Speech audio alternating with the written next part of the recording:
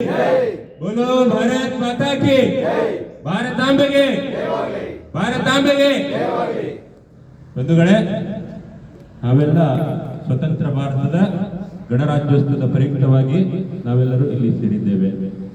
ಈ ಒಂದು ಗಣರಾಜ್ಯೋತ್ಸವದ ಧ್ವಜಾರೋಹಣ ಕಾರ್ಯಕ್ರಮದ ಅಧ್ಯಕ್ಷತೆಯನ್ನು ವಹಿಸಿಕೊಂಡು ಧ್ವಜಾರೋಹಣ ಕಾರ್ಯಕ್ರಮವನ್ನು ನೆರವೇರಿಸಿಕೊಟ್ಟಂತಹ ನಿಮ್ಮೆಲ್ಲರ ಆತ್ಮೀಯ ಪ್ರೀತಿಯ ನೆಚ್ಚಿನ ದಕ್ಷ ಅಧಿಕಾರಿಯಾದಂತಹ ಹೆಸ್ಕಾಂ ಬಾಗಲಕೋಟೆ ವಿಭಾಗದ ಕಾರ್ಯನಿರ್ವಾಹಕ ಇಂಜಿನಿಯರ್ ಆದಂತಹ ಸನ್ಮಾನ್ಯ ಶ್ರೀಯುತ ರಾಮಚಂದ್ರ ಡಿ ಸುತಾರ್ ಸರ್ ಅವರೇ,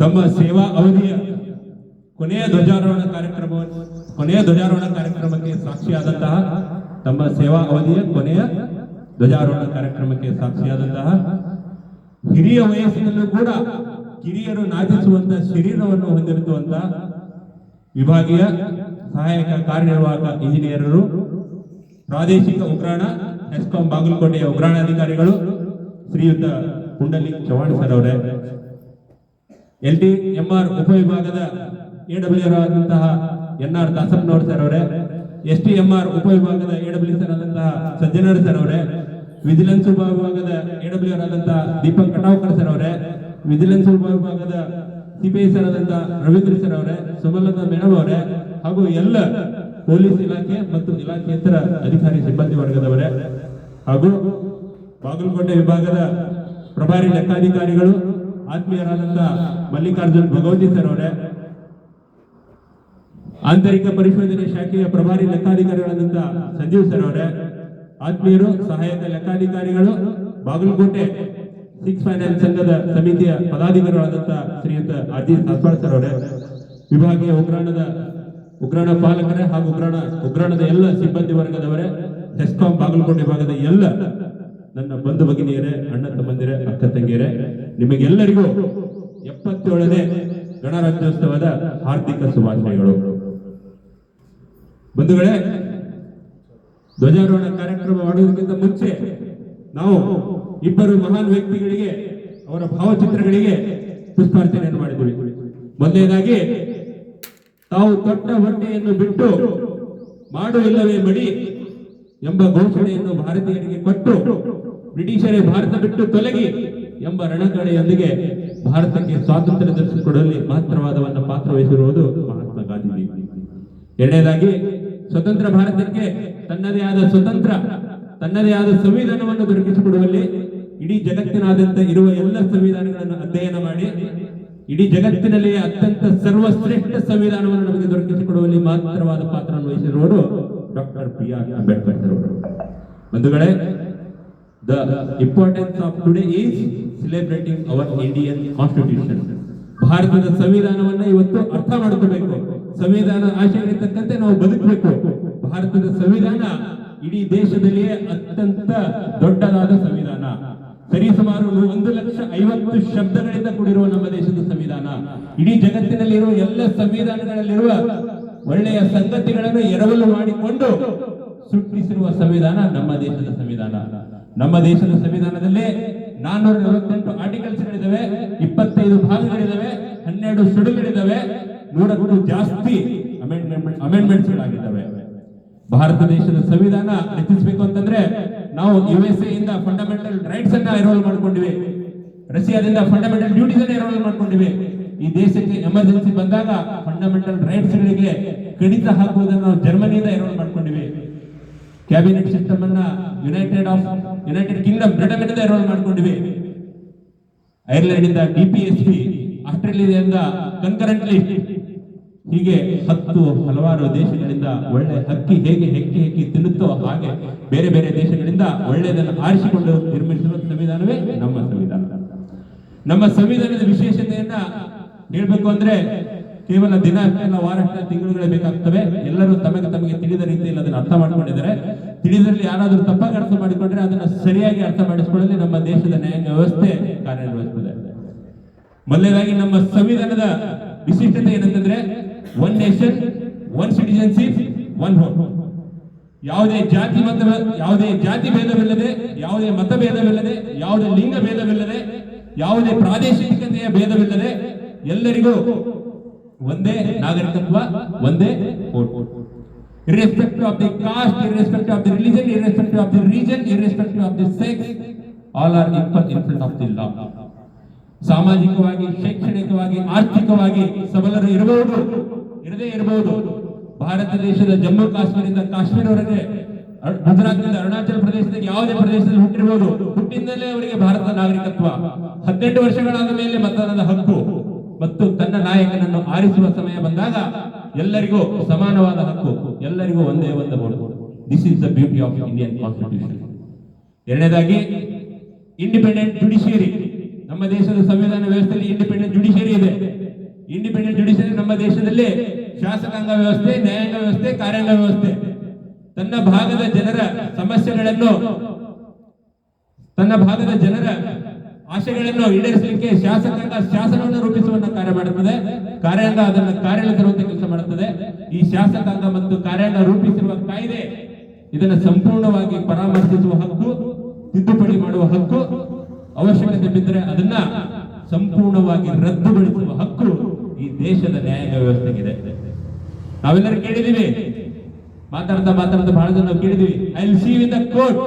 ನಾನು ನನ್ನ ಕೋರ್ಟ್ ಅಲ್ಲಿ ನೋಡ್ಕೊಳ್ತೇನೆ, ನಾನು ಕೋರ್ಟ್ ಅಲ್ಲಿ ಕೇಸ್ ಹಾಕ್ತೇನೆ, ಹೈಕೋರ್ಟ್ಗೆ ಹೋಗ್ತೇನೆ, ಹೈಕೋರ್ಟ್ ಇಂದ ಸ್ಟೇ ತರ್ತೇನೆ, ಹೈಕೋರ್ಟ್ ಅಲ್ಲಿ ಆಗಲ್ಲ ಅಂದ್ರೆ ಸುಪ್ರೀಂ ಕೋರ್ಟ್ಗೆ ಹೋಗ್ತೇನೆ. ಈ ತರದ ಮಾತುಗಳನ್ನು ನಾವೆಲ್ಲ ಕೇಳಿದೀವಿ. ಈ ತರದ ಮಾತುಗಳು ಏನ್ ಹೇಳ್ತವೆ ಅಂತಂದ್ರೆ, ನಮ್ಮ ದೇಶದ ಪ್ರತಿಯೊಬ್ಬ ನಾಗರಿಕರಲ್ಲಿ ನಮ್ಮ ದೇಶದ ನ್ಯಾಯಾಂಗದ ವ್ಯವಸ್ಥೆ ಮೇಲೆ ಇರುವಂತಹ ನಂಬಿಕೆ, ನಮ್ಮ ದೇಶದ ನ್ಯಾಯಾಂಗ ವ್ಯವಸ್ಥೆ ಮೇಲೆ ಇರುವಂತಹ ನಂಬಿಕೆ, ಈ ತರದ ಒಂದು ನಂಬಿಕೆ, ಈ ತರದ ಒಂದು ಸ್ವಾತಂತ್ರ್ಯ ನ್ಯಾಯಾಂಗ ವ್ಯವಸ್ಥೆ ಕೊಟ್ಟಿದ್ದು ನಮ್ಮ ದೇಶದ ಸಂವಿಧಾನ. So this is the beauty of Indian constitution. ಇನ್ನು ನಮ್ಮ ಕಾನ್ಸ್ಟಿಟ್ಯೂಷನ್ ಇನ್ನೊಂದು ವಿಶೇಷತೆ ಏನಂದ್ರೆ 3 ಟೈರ್ ಗವರ್ಮೆಂಟ್. ಗವರ್ಮೆಂಟ್ ಅಂದ ತಕ್ಷಣ ನಮ್ಗೆಲ್ಲರಿಗೂ ಗೊತ್ತಾಗೋದು ರಾಜ್ಯ ಸರ್ಕಾರ, ಕೇಂದ್ರ ಸರ್ಕಾರ. But we have another tyre of government. ಗ್ರಾಮ ಪಂಚಾಯತ್ ಮಟ್ಟದಲ್ಲಿ ಗ್ರಾಮ ಪಂಚಾಯತ್, ಗ್ರಾಮಗಳು ಸೇರಿ, ಹಳ್ಳಿಗಳು ಸೇರಿ ತಾಲೂಕುಗಳಾಗ್ತವೆ, ತಾಲೂಕುಗಳು ಸೇರಿ ಜಿಲ್ಲೆಗಳಾಗ್ತವೆ, 10 ಹಲವಾರು ಜಿಲ್ಲೆಗಳು ಸೇರಿ ಒಂದು ರಾಜ್ಯ ಆಗ್ತದೆ, ಅದೇ ತರ ರಾಜ್ಯಗಳು ಸೇರಿ ಒಂದು ದೇಶ ಆಗ್ತದೆ. ಪ್ರತಿಯೊಂದು ಹಂತದಲ್ಲೂ ಕೂಡ ನಮ್ಮ ಸರ್ಕಾರ ಇದೆ. ಗ್ರಾಮ ಪಂಚಾಯತ್ ಮಟ್ಟದಲ್ಲಿ ನಾವು ಗ್ರಾಮ ಪಂಚಾಯತಿ, ತಾಲೂಕು ಮಟ್ಟದಲ್ಲಿ ತಾಲೂಕು ಪಂಚಾಯತಿ, ಜಿಲ್ಲಾ ಮಟ್ಟದಲ್ಲಿ ಜಿಲ್ಲಾ ಪಂಚಾಯತಿ, ಇದು ಕೂಡ ಒಂದು ಗವರ್ಮೆಂಟ್. ಇನ್ನು ರಾಜ್ಯಕ್ಕೆ ಬಂದರೆ ರಾಜ್ಯ ಸರ್ಕಾರ, ಕೇಂದ್ರಕ್ಕೆ ಬಂದರೆ ಕೇಂದ್ರ ಸರ್ಕಾರ. ನಮ್ಮ ಸಂವಿಧಾನ ಈ ಪ್ರತಿಯೊಂದು ಹಂತದ ಸರ್ಕಾರಗಳು ಯಾವ ರೀತಿ ಕೆಲಸ ನಿರ್ವಹಿಸಬೇಕು ಅಂತ ಬಹಳ ಚಂದವಾಗಿ ಬರ್ತದೆ. ಏನಂತಂದ್ರೆ ಸೆಂಟ್ರಲ್ ಲಿಸ್ಟ್, ಸ್ಟೇಟ್ ಲಿಸ್ಟ್ ಮತ್ತು ಕನ್ಕರೆಂಟ್ ಲಿಸ್ಟ್ ಅಂತ ಬರ್ತದೆ. ಸೆಂಟ್ರಲ್ ಲಿಸ್ಟ್ ಅಲ್ಲಿ ಇರುವಂತಹ ಕೆಲಸಗಳನ್ನ, ಉದಾಹರಣೆಗೆ ಹೇಳ್ಬೇಕಂದ್ರೆ ಈ ದೇಶದ ಗಡಿ ಕಾಯುವಂತ ಕೆಲಸವನ್ನ ಸೆಂಟ್ರಲ್ ನೋಡ್ಕೊಳ್ತದೆ. ಸ್ಟೇಟ್ ಲಿಸ್ಟ್ ಉದಾಹರಣೆಗೆ ನಮ್ಮ ದೇಶದ ಆಂತರಿಕ ಗಲಭೆಯನ್ನ, ಲಾ ಅಂಡ್ ಆರ್ಡರ್ ಮೇಂಟೈನ್ ಮಾಡೋದನ್ನ ನಮ್ಮ ರಾಜ್ಯ ಸರ್ಕಾರ ನೋಡ್ಕೊಳ್ತದೆ. ಇನ್ನು ಕೆಲವೊಂದು ವಿಷಯಗಳು, ಉದಾಹರಣೆಗೆ ನಮ್ಮ ಇಲಾಖೆನ ತೆಗೆದುಕೊಳ್ಳಿ, power sector, electricity, it comes under concurrent list. 7th schedule ಅಲ್ಲಿ ಕನ್ಕರೆಂಟ್ ಲಿಸ್ಟ್ ಬರ್ತದೆ. ಈ ಪವರ್ ಸೆಕ್ಟರ್ ಸಂಬಂಧಪಟ್ಟಂಗೆ ಏನೇ ಕಾಯ್ದೆಯನ್ನ ರೂಪಿಸಬೇಕು ಅಂತಂದ್ರೆ ಸೆಂಟ್ರಲ್ ಗವರ್ಮೆಂಟ್ ರೂಪಿಸಬಹುದು, ಸ್ಟೇಟ್ ಗವರ್ಮೆಂಟ್ ರೂಪಿಸಬಹುದು. ಸೊ ಇಂಥ ಒಂದು 3 ಟೈರ್ ಗವರ್ಮೆಂಟ್ ಕೊಟ್ಟಿದ್ದು ನಮ್ಮ ಸಂವಿಧಾನದ the beauty of Indian constitution. ಬಂಧುಗಳೇ, ಇಷ್ಟೇ ಅಲ್ಲ, ನಮ್ಮ ಸಂವಿಧಾನ ನಮಗೆ ಫಂಡಮೆಂಟಲ್ ರೈಟ್ಸ್ ಕೊಟ್ಟಿದೆ. ಆರ್ಟಿಕಲ್ 14 to 32 ಫಂಡಮೆಂಟಲ್ ರೈಟ್ಸ್ ಕೊಟ್ಟಿದೆ. Article 14 to 18 right to equality. ಯಾರಿಗೂ ಕೂಡ ನಾವು ಅವರು ಹುಟ್ಟಿದ ಸ್ಥಳದಿಂದ, ಅವರ ಬಣ್ಣದಿಂದ, ಅವರ ಜಾತಿಯಿಂದ, ಅವರ ಧರ್ಮದಿಂದ ತಾರತಮ್ಯ ಮಾಡುವಂತಿಲ್ಲ. ಪಬ್ಲಿಕ್ ಎಂಪ್ಲಾಯ್ಮೆಂಟ್ ಅಲ್ಲಿ ಎಲ್ಲರಿಗೂ ಈಕ್ವಲ್ ಅಪರ್ಚುನಿಟಿ ಕೊಡಬೇಕು. ನ್ಯಾಯ ಅಂತ ಬಂದ್ರೆ all are equal in front of the law. Right to equality, article 14 to 18. Article 19 to 22 right to freedom. ನಾವು ನಮ್ಮ ಭಾವನೆಯನ್ನು ವ್ಯಕ್ತಪಡಿಸುವಂತದ್ದು, ಸ್ಪೀಚ್ ಮಾಡುವಂತದ್ದು, 4 ಜನಗಳು ಸೇರುವಂತದ್ದು, ಒಂದು ಪ್ರದೇಶದಿಂದ ಇನ್ನೊಂದು ಪ್ರದೇಶಕ್ಕೆ ಭಾರತದಲ್ಲಿ ಎಲ್ಲಿ ಬೇಕಾದರೂ ಹೋಗುವಂತದ್ದು, ನೆಲೆಸುವಂತದ್ದು, ರೈಟ್ ಟು ಫ್ರೀಡಮ್ ನಮ್ಮ ಸಂವಿಧಾನ ನಮಗೆ ಆರ್ಟಿಕಲ್ 19 to 22 ಅನ್ನು ಕೊಟ್ಟಿದೆ. Right against exploitation, article 23 and 24. ಬಾಲ ಕಾರ್ಮಿಕರನ್ನ ಈ ಫ್ಯಾಕ್ಟರಿಗಳಲ್ಲಿ ಬಹಳ ಆಕ್ಸಿಡೆಂಟ್ ಪ್ರದೇಶಗಳಲ್ಲಿ ಕೆಲಸ ನಿರ್ವಹಿಸೋದಕ್ಕೆ, ಜೀತದಾಳು ಪದ್ಧತಿಯನ್ನ ನಿಷೇಧಿಸುವುದಕ್ಕೆ, ಮಾನವ ಕಳ್ಳ ಸಾಗಾಣಿಕೆಯನ್ನ ನಿಷೇಧಿಸುವಂತದ್ದು ರೈಟ್ ಟು ಎಕ್ಸ್ಪ್ಲಾಯಿಟೇಷನ್ ನಮಗೆ ಸಂವಿಧಾನ ಕೊಟ್ಟಿದೆ. ಇನ್ನು ಆರ್ಟಿಕಲ್ 32 ಅನ್ನ ಡಾಕ್ಟರ್ ಬಾಬಾ ಸಾಹೇಬ್ ಅಂಬೇಡ್ಕರ್ ಅವರು ಸಂವಿಧಾನದ ಹೃದಯ, ಆತ್ಮ ಅಂತ ಕರೆದ್ರು. ಆರ್ಟಿಕಲ್ 32 ಬಗ್ಗೆ ಒಂದು ವಿಷಯ ಹೇಳಬೇಕು ಅಂತಂದ್ರೆ, ಈಗ ಯಾರಿಗಾದ್ರೂ ಪೊಲೀಸ್ ಇಲಾಖೆ ಅಥವಾ ಇನ್ಯಾವುದೇ ಇಲಾಖೆ ಅರೆಸ್ಟ್ ಮಾಡಿದ್ರೆ within 24 hours they should present that fellow in front of the judge, ಕೋರ್ಟ್ಗೆ ಸಬ್ಮಿಟ್ ಮಾಡಬೇಕು. ಯಾತಕ್ಕೋಸ್ಕರ ಅವರನ್ನ ಅರೆಸ್ಟ್ ಮಾಡಿದರೆ ಅಂತ ಹೇಳಬೇಕು. ಇಂಥ ಒಂದು ವಿಶೇಷತೆಯನ್ನು ಕೊಟ್ಟಿದ್ದು ನಮ್ಮ ಸಂವಿಧಾನ. This is the beauty of Indian constitution. ಅದೇ ರೀತಿ ಬಂಧುಗಳೇ, ನಮ್ಮ ದೇಶ ನಮಗೆ ರೈಟ್ಸ್ ಕೊಟ್ಟ ಹಾಗೆ ನಮ್ಮ ಡ್ಯೂಟಿಗಳು ಕೂಡ ಇದಾವೆ. Article 51A 11 ಡ್ಯೂಟಿಗಳು ನಮಗಿದಾವೆ. ಮೊಟ್ಟ ಮೊದಲನೇದಾಗಿ ನಮ್ಮ ದೇಶದ ಸಂವಿಧಾನವನ್ನ ನಾವು ಪಾಲಿಸುವಂತದ್ದು, ನಮ್ಮ ದೇಶದ ರಾಷ್ಟ್ರಗೀತೆ, ನಮ್ಮ ದೇಶದ ರಾಷ್ಟ್ರಧ್ವಜ, ನಮ್ಮ ದೇಶದ ಸ್ವಾಯತ್ತಿಕ ಸಂಸ್ಥೆಗಳಿಗೆ ಗೌರವ ಕೊಡುವಂಥದ್ದು ನಮ್ಮ ಕೆಲಸ. ಇತ್ತೀಚೆಗೆ ನಾವು ಚಾಲುಕ್ಯ ಉತ್ಸವವನ್ನು ಮಾಡಿದ್ದೇವೆ. ಐತಿಹಾಸಿಕ ಸ್ಥಾನಗಳು ಬಾದಾಮಿ, ಪಟ್ಟದಕಲ್ಲು, ಐಹೊಳೆ ಐತಿಹಾಸಿಕ ಸ್ಥಾನಗಳನ್ನು ಕಾಪಾಡಿಕೊಂಡು ಉಳಿಸಿಕೊಂಡು ಅವುಗಳಿಗೆ ಯಾವುದೇ ರೀತಿಯ ಧಕ್ಕೆ ತರದಿಂದ ನೋಡಿಕೊಳ್ಳುವಂಥದ್ದು ನಮ್ಮ ಕರ್ತವ್ಯ. ಈ ದೇಶಕ್ಕೆ ನಮ್ಮ ಅವಶ್ಯಕತೆ ಬಿತ್ತು ಅಂತಂದ್ರೆ ಎಲ್ಲ ಕೆಲಸವನ್ನು ಬಿಟ್ಟು ದೇಶದ ಕೆಲಸ ನಿರ್ಮಾಣ ಮಾಡಬೇಕಾಗಿದ್ದು, ದೇಶದ ಕೆಲಸದಲ್ಲಿ ಸೇವೆಯನ್ನು ತೊಡಗಿಸಬೇಕಾಗಿದ್ದು ನಮ್ಮ ಸಂವಿಧಾನಿಕ ಕರ್ತವ್ಯ. ಅಷ್ಟೇ ಏಕೆ 6 ರಿಂದ 14 ವರ್ಷದ ಮಕ್ಕಳಿಗೆ ಶಿಕ್ಷಣವನ್ನು ಕೊಡಿಸುವುದು ಕೂಡ ನಮ್ಮ ಒಂದು ಕರ್ತವ್ಯ.